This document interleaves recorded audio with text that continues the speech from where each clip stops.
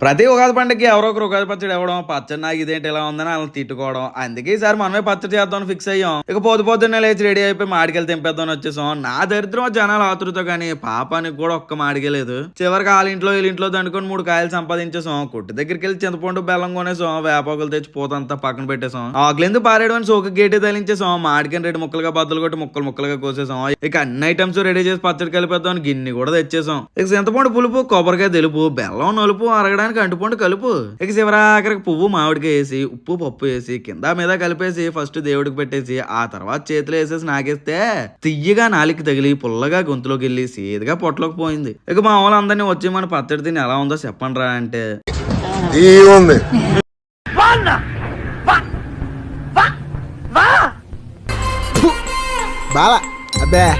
బాగుందనా? నిజం బాగుంది. బాగుందనా అంటే